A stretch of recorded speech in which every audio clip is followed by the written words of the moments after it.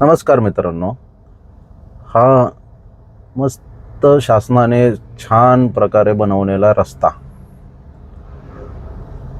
व्यवस्थित बनवलाय. इकडे सुंदरता येण्यासाठी झाडे लावली आहेत.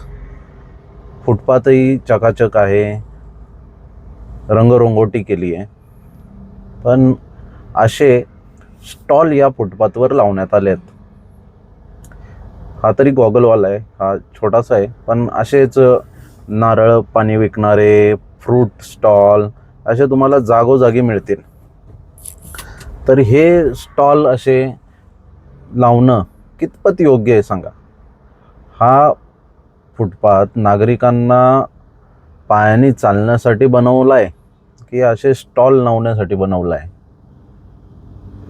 नागरिक म्हणतात की सरकार सुविधा नाही देत, सरकार सुविधा नाही देत. सरकारने दिलेल्या सुविधांचा गैरवापर करणे हा नागरिकांचा हक्क आहे.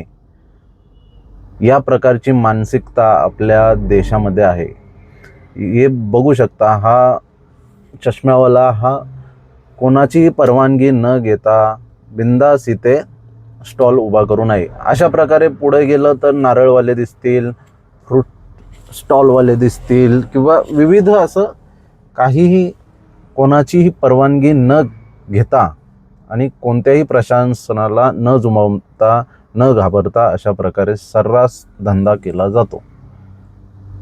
हे विद्रुपीकरण हे सरकार करत नाही आहे, तर हे आपलेच नागरिक करतात आणि त्यानंतर सरकारला दोषी ठरवतात की सरकार सुविधा देत नाही, सरकार यांच्यावर कारवाई करत नाही, अशा प्रकारे बोललं जातं. पण हेच ज्यावेळी नागरिक स्वतःहून हे धंदे टाकतात त्यावेळी ते बोलत नाहीत.